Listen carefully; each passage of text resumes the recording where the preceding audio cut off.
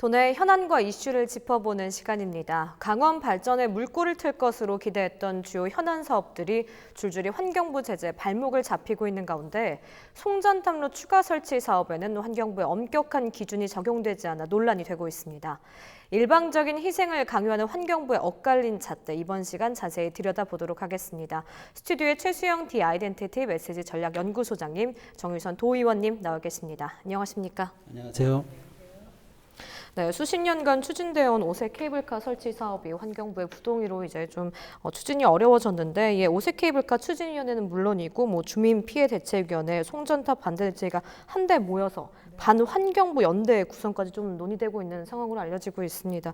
환경부와 갈등의 골 좀 날로 심화되고 있는 상황이라고 볼 수 있죠. 맞습니다.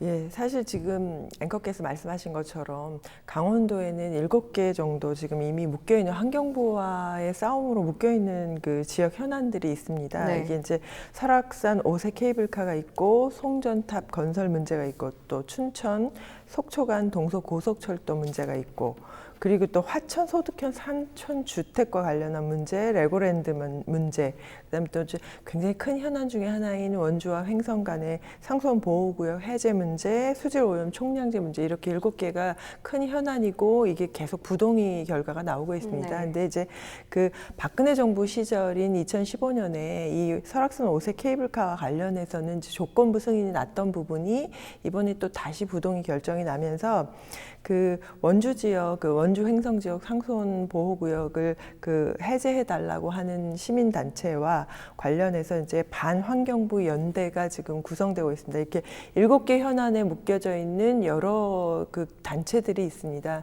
그 시민들이 모여서 이제는 더 이상 강원도의 발전을 환경부의 잣대로 이렇게 움직일 수는 없다라는 의미에서 그 반환경부 연대라는 공동 전선을 구축하고 있고요. 그래서 이것 때문에 11일 양양 남대천 둔치에서 환경부 규탄 강원도 도민 걸기대회를 가질 예정입니다. 네. 사실 이제 이렇게 될 경우에는 18개 시군에서 그 환경부의 이런 절차에 대해서 아니면 결정에 대해서 반대하는 시민들이 모두 다 모이게 될 것이고요. 또 이번에 또 그 횡성 지역과 관련해서 상수원 보호구역 해제와 관련한 회의에서 또 결정이 원치 않는 결과가 났습니다. 그래서 아마 이제 이쪽에서도 대거 투입해서 같이 공동 전선을 구축할 건데, 이렇게 되면 참가 규모가 굉장히 커지고 강원도 지역의 도민들과 또 이제 환경부와의 갈등은 점점 더 심화될 것으로 예측됩니다. 네, 말씀해 주신 것처럼 강원도 주요 현안 중 환경부와 얽힌 현안들이 굉장히 많잖아요. 또 강원도가 환경부의 제재를 좀 많이 받는 이유가 있다면 어떤 것들이 있을까요? 기본적으로 이제 강원도가 청정 지역이기 때문에 그래요. 그러니까 우리가 강원도를 과거에는 이제 한국의 허파다 이렇게 막 불렀잖아요. 그러니까 아무래도 이제 백두대간이 이제 있고 보존 가치가 높은 산림이라든가 이런 환경들이 이제 있기 때문에 이제 그런 것 같은데, 근데 이제 문제는 이제 이런 것들이 도민들이 납득을 하고 그다음에 도민들이 이해를 하고 그다음에 동의를 해준다면은 별게 문제가 아닐 수 있어요. 그런데 잣대가 계속 달라지고 있다. 이게 가장 큰 문제인 거죠. 아까 의원님 아까 7가지 말씀해 주셨지만 이를테면 오색 케이블카와 화천 소득형 산촌 주택 사업은 법적 근거가 이미 끝났어요. 근데 정부가 부동의를 한 거거든요. 환경부가. 그러니까 이거는 상위법이 이미 허락한 것을 하위법이 거부하는 이런 행태가 되는 거예요. 그러면은 그런 공적인 그런 신뢰를 우리 도민이 가질 수가 있겠습니까? 또 그다음에 이제 예컨대 동서고속철도 같은 경우도 이미 4월에 전략환경영향평가협의를 끝냈어요. 그런데 정부가 설계 적정성 검토라는 이유를 들어서 아주 지금 논의가 안 되고 있어요. 그러면 이게 언제 될까는 부지와 세월일 수도 있다. 이런 데 우려가 생기는 거고요. 그다음에 상수원 보호구역 해제도 취수원 다변화 등을 이유로 이제 좀 정부가 반대를 해요. 그러니까 지역 갈등만 증폭되죠. 그다음에 수질오염 총량제도 지금 현행보다 과도한 수질 목표를 요구하니까 이건 기준에 안 맞는다. 이렇게 지금 역차별 논란이 일고 있는 겁니다. 그러니까 건건히 이런 사안들을 들여다보면은 도민들이 환경부에 대해서 이런 불신과 심해질 수밖에 없어요. 그러니까 이렇게 가질 수밖에 없는 그런 상황으로 치닫고 있으니까 이런 점은 강원 도민들의 이게 뭐 님비 현상, 우리가 흔히 이제 내 뜰에는 뭘 혐오 시설을 갖다 놓을 수 없다는 뜻을 우리가 님비 현상이라고 하잖아요. 그렇게 바라다 보기에는 이거는 대단히 질적으로 다른 문제다. 저는 그 말씀을 드리고 싶습니다. 네, 현재 논란이 되고 있는 사안들에 대해서 조금 더 세밀하게 좀 짚어 들어가도록 하겠습니다. 먼저 환경부와 갈등 중에서 특히 오색 케이블카와 송전탑 건설 사업을 동일 선상에 놓고 있는데 그 이유는 무엇일까요? 그러니까 이게 같은 사안인데 사실상 본질적으로는 같은 사안인데 기준 잣대가 다르다는 거죠. 그러니까 이게 한마디로 이중잣대라는 겁니다. 그러니까 우리가 오색 케이블카를 정부가 부동의한 이유가 뭡니까? 거기 사냥이 살고 백두대간 훼손하면 안 되고 이랬잖아요. 네. 그런데 지금 그 얘기되고 있는 송전탑, 그러니까 울진에서 시작해서 정선, 평창, 횡성, 홍천 관통하는 440개의 송전탑 여기에는 사냥과는 비교할 수 없는 자연 식생이 이미 잘 보존되어 있는 곳이에요. 네. 그럼 거기는 훼손돼도 됩니까? 그러니까 말하자면은 주민의 수건 사업은 무시하고 국책 사업이라면 무조건 밀어붙여도 되는 건가요? 네. 그럼 이건 말이 안 되잖아요. 그러니까 주민들은 사업이면 똑같은 사업이지 어떤 사업은 왜 특혜를 받고 이게 이제 사실은 또 여기 좀 정밀하게 들여다보면은 이 송전탑 같은 경우는 사실 이번에 환경영향평가 같은 이런 아주 오색 케이블카에서 엄정잣대를 들이댔던 게 여기서 생략이 돼 있어요. 네. 그러면 우리가 동의할 수가 없는 거죠. 이게 사실 이미 강원도에는 수도권 그 전력 공급을 위한 이 송전탑이 5천여 기가 이미 있어요. 이거를 거리로 환산하니까 1,700km. 서울 양양 고속도로를 6번 왔다 갔다 한다 그러더라고요. 네. 이미 그런 데다가 또 건설하겠다. 그러면은 여기에는 그러면 도민들이 이해를 해야죠. 근데 정부가 지금 여기에 가만히 들여다보면은 일단 밀어붙이겠다는 뜻이에요. 그리고 여기에 대해서는 갈등 조정 시스템이 전혀 작동하고 있잖아요. 이렇게 되면 강원도민들은 점점 더 고립되고 점점 더 우리는 분노를 할 수밖에 없는 상황이 되겠죠. 네, 말씀해 주신 것처럼 환경부에서 내놓은 부동의 기준을 보면 환경에 심각한 훼손에 대한 우려, 사냥 같은 이런 희귀 동식물 보호 이유를 들어서 좀 부동의 결정을 내린 건데 엄격한 이렇게 기준을 내놓는 환경부가 송전선로 추가 설치 사업에는 이 기준이 적용되지 않았다는 게 큰 문제점이잖아요. 네. 이렇다 할 제재를 가하지 않는 이유가 있다면 어떤 것들이 있을까요? 사실은 이제 환경부가 전가의 보도처럼 사용하고 있는 것이 환경영향평가이죠.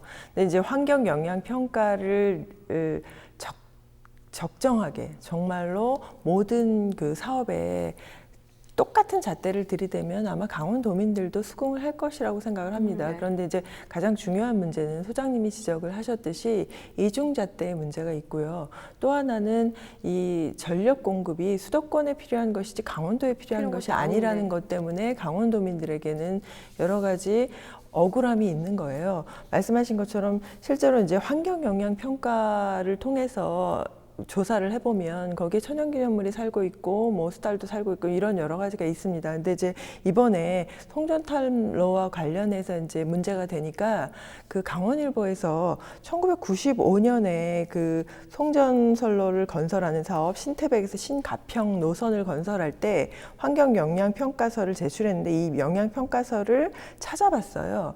그랬더니 이때 이제 횡성에 95기, 정선에 82기 이래서 수백 개의 송전탑이 건설될 때 사실은 이제 그 지역에 이미 천연기념물인 검독수리도 살고 있고 도룡령도 살고 있고 꼬리치르 도룡령도 살고 있고 이런 집단 서식지가 있음에도 불구하고 사업 예정지가 대부분 산간지역으로 양호한 환경지를 나타내고 있고 산림 파괴나 동식물 지질 지형의 변화가 예상되긴 하지만 큰 문제는 없을 것이다. 이런 평가를 내놓으면서 그냥 조용히 강원도민들은 잘 모르는 상태로 그냥 넘어간 거예요. 그런 상태로 이제 송전탑은 건설되었죠. 네.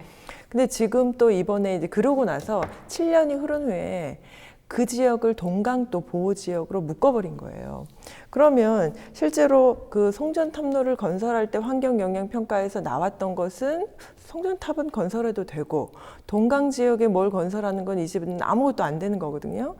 또 이번에 이제 오색 케이블카와 관련해서 실제로 거기에 들어가는 것은 송전탑보다는 훨씬 적어요. 높이가 40m 정도 되는 지주가 6개가 설치되면 이제 케이블카가 지나다닐 수 있는 건데 지금 앞으로 송전탑 건설하는 데는 440기의 또 송전탑이 건설되고 이것의 높이는 한 100m 이상이 되고 여기에 흐르게 되는 전자파는 굉장히 심화되는 것이거든요.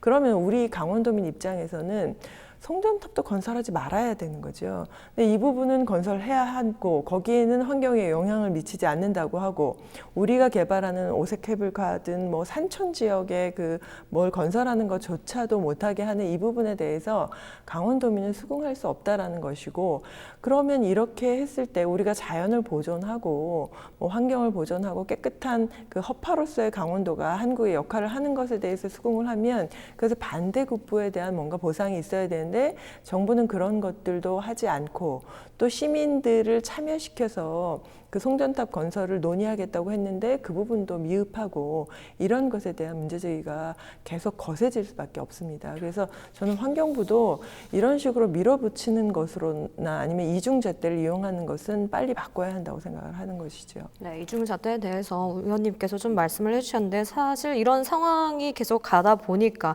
뭐 강원도 홀대론, 뭐 희생론까지 좀 대두가 되고 있는 상황입니다. 좀 사실 송전탑 건설 사업은 아까 의원님께서 말씀해주신 것처럼 뭐 수도권 등 대도시에 이제 거주하는 사람들을 위해서 소수민인 강원도에 좀 희생을 강요하는 사업인 거잖아요. 이 부분에 대해서는 좀 어떻게 생각을 하시나요? 이제 의원님 말씀하신 것처럼 수도권이 전국 전력 사용량의 40%를 쓰고 있습니다. 강원도 3% 써요. 그런데 3% 쓰는 지역의 사람들이 40% 쓰는 사람들을 위해서 희생을 해야 된다? 근데 희생할 수도 있죠. 그렇다면은 강원도민들이 공감하고 수긍하고 이해할 수 있는, 동의할 수 있는 적정한 선의 그 보상이 이루어져야 될 거예요. 네. 그 보상이라는 게 정책일 수도 있고, 뭐 어떤 그 자금의 지원일 수도 있고, 그 다음에 개발일 수도 있고 여러 가지가 있는데 정부는 이런 지점에서는 잘 인색하게 대하는 거죠. 그러니까 거기에 대해서는 강원도민이 수건이라고 하는 거는 굉장히 꼼꼼하게 아주 엄정한 잣대로 들여다보고, 그 다음에 국책사업이고 다수를 위한 사업이라고 그러면은 이건 밀어붙여도 선공사 후 대책 뭐 이걸 지금 하는 거죠. 그러니까 정부가 이렇게 어떤 그 공적인 권한을 사용하는 것은 이것은 남용일 수도 있고 어찌 보면은 어떤 강원도민이 갖고 있는 어떤 정부의 어떤 그 거버넌스에 대한 어떤 불신을 초래할 수 있는 굉장히 큰 정말 단초를 제공하고 있는 거죠. 그러니까 뭐 다수를 위한 사업에 소수가 희생되어야 되냐 이 문제는 사실 철학적인 문제가 아니라 강원도민의 입장에서는 생존권의 문제일 수가 있는 거죠. 그러니까 이런 것들 좀 다양한 시각을 갖고 들여다봐야 되는데 정부가 이런 건 전혀 생각하지 않아요. 이 생존권 위협뿐만일까요? 우리 강원도 쾌적한 생활환경, 그다음에 경관 훼손, 그다음에 뭐 지가 하락과 재산권 행사 보이지 않는 수많은 또 부작용들이 또 있단 말이죠. 이런 것들에 대한 정밀하고 아주 섬세한 진단 없이 이거는 국책사업이니까 가야 합니다. 얼마나 많은 사람이 동의하겠어요. 오히려 분노 게이지만 더 올라가죠. 이 지점이 지금 바로 이런 부분들이 이번에 양양의 그 항의 시위로 저는 나타나고 있다. 저는 이렇게 생각을 합니다. 네, 지금 뭐 문제는 이런 좀 희생 뒤에 지역민들을 위한 뭐 적정한 보상이 있느냐라는 그런 이야기가 나올 것 같은데 좀 보상에 대해서는 어떻게 생각을 하시는지 의원님은? 네, 사실 그 송전탑 건설과 관련해서는 우리가 이제 그 천연기념물이나 환경을 보호하는 것도 중요하지만 그 개인의 그 건강권에 굉장히 극심한 피해를 미치고 있습니다. 근데 이게 이제 송전탑로를 건설해서 전자파가 발생했을 때 얼마나 피해를 미치는지에 대한 그 연구나 조사 작업을 통해서 대책도 나와 있지 않은 상태예요. 그렇기 때문에 사실은 이런 부분들과 관련해서는 그 이게 어느 정도의 피해를 미칠지에 대해서도 아직은 역학조사도 끝나지 않은 상태인데 네. 그 강원연구원에 따르면 사실은 이제 강원도가 국립공원 등 이 환경을 보존하고 수도권의 상수원을 공급해야 한다는 이유로 연간 4조 8천억 원이 넘는 손해를 입는 것으로 분석을 했습니다. 사실 이제 이렇게 분석하는 이유는 환경 규제를 받는 도내 면적이 강원도 면적의 한 20% 정도가 돼요. 근데 서울시 면적으로 따지면 서울시의 환경 규제를 받는 면적의 한 6배의 규모인 거죠. 그러니까 강원도는 사실은 어떻게 보면 지역별로 조금 다르긴 하는데 평창군 같은 경우는 가장 많은 환경 규제를 받고 있고 그 면적 대비 42%의 환경 규제입니다. 그리고 속초시의 경우는 환경부에서 관리하는 그 자연공원법과 수도법 규제가 중복으로 규제되면서 지역 면적보다도 더 넓은 105.7km제곱미터의 그 면적이 규제에 묶여 있습니다. 근데 이제 강원도는 보시면 아시겠지만 환경에 대한 규제뿐만 아니라 군사 규제라든가 산림에 대한 규제, 물에 대한 규제 이렇게 여러 가지 중복 규제로 묶여 있는 경우가 굉장히 많습니다. 그러면 이런 것들로 인한 그 연간 도내 손실액이 커질 수밖에 없습니다. 그래서 보면 연간 생산 손실액도 4조 8천억 원이 넘고요. 그리고 땅값 하락, 그다음에 자산 가치 손실액까지 따지면 8조 3천억 원 정도가 우리 강원도의 손실이라고 보여집니다. 이제 이거는 이제 강원연구원에서 구체적으로 그 연구 작업을 통해서 밝힌 것인데, 이것뿐만 아니라 이제 아까 말씀드린 것처럼 송전탄로 탑이 건설돼서 개인의 건강권의 침해까지 합쳐지면 훨씬 더 커지는 거죠. 근데 이제 지역민들은 그럼 강원도는 천혜의 자원을 보호하기 위해서 맨날 굶어야 하는가, 아무 개발도 하지 말아야 하는가에 대한 고민이 남는 것이죠. 그러면 이제 환경부는 지난 5년간 지역에서 현안을 가지고 규제를 풀어달라고 한 것에서 단 한 건도 풀어준 것이 없습니다. 네. 이런 경우는 점점 싸움이 될 수밖에 없고요. 사례를 들자면 이제 국방부에서는 사실은 지난해에 212제곱킬로미터의 그 지역을, 규제로 묶여있던 지역을 도에 환원해 준 케이스가 있습니다. 이런 식으로 규제들을 좀 풀어나가고, 그 다음에 환경 규제에 대한 그 물환경 관련한 잣대들도 좀 정확하게 과학적으로 필요한 부분만 해야 되는데, 면적이 굉장히 넓게 그냥 포괄적으로 잡혀 있습니다. 그래서 그 환경부에서도 규제가 반드시 필요하고 환경의 보존은 반드시 필요하지만 적정한 선에서 과학적인 데이터를 가지고 강원도민이 수긍할 수 있는 상황으로 가지 않으면 강원도와 환경부는 점점 더 신뢰관계가 깨지고, 그러면 환경부에서 하는 어떠한 사업도 강원도는 수긍할 수 없어질 수밖에 없고, 강원도의회도 이런 부분에 대해서 심각하게 고민을 하고 있는 상황입니다. 너무나 많은 희생과 좀 강요를 좀 요구를 하고 있기 때문에 환경부와 도민의 갈등이 좀 쉽게 풀어지지 않을 거라는 생각이 드는데,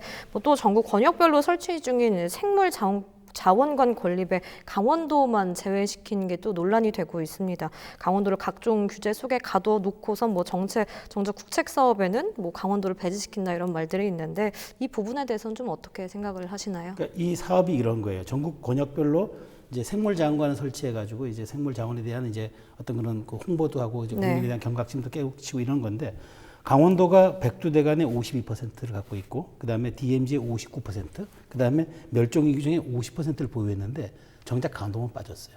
인천은 이미 개관했고, 그 다음에 그 경북 상주에 개관하는 경북권은 이미 이제 그 2015년도에 그것도 개관했고, 내년에 이제 호남권이 개관합니다. 네. 근데 강원도는 2015년도에 정부하고 환경부하고 MOU를 맺어놓고 부지까지 다 확정한 상황에서 조금 기다려보라고 하면 부지야 세월이에요. 올 초에 최문순 지사 환경부 장관 만나서 이 사업 추진하겠다 해놓고 예산 64억 원 내년에 한 푼도 반영 안 됐어요. 강원도민이 어떻게 생각하겠습니까? 아니 지금 양양이 안 돼가지고, 양양 케이블카가 안 돼가지고 정부가 대책 국책 사업을 해주겠다? 이건 믿겠어요? 아니 이 국책 사업조차도 4년 5년이 지나도 원래 부지까지 해놓은 것도 지금 안 해주겠다는 약간의 그런 입장을 보이고 있는데, 그럼 새롭게 해주겠다는 강원도민 믿겠습니까? 이러니까 지금 불신이 쌓일 수밖에 없고 갈등은 계속될 수밖에 없어요. 정부가 공적 가치를 이런 데서 스스로 훼손하는 문제는 이거 굉장히 안 되는 겁니다. 강원도가 허파고 자원의 보고인데 여기에 생물 자원관을 안 해준다? 어떻게 동의를 할 수 있겠습니까? 이거는 정말 그 앞뒤가 안 맞는, 아주 이거는 어떻게 설명할 수 없는 그 강원도민의 그 정말 감정에 불을 지를 수밖에 없는 행위들이죠.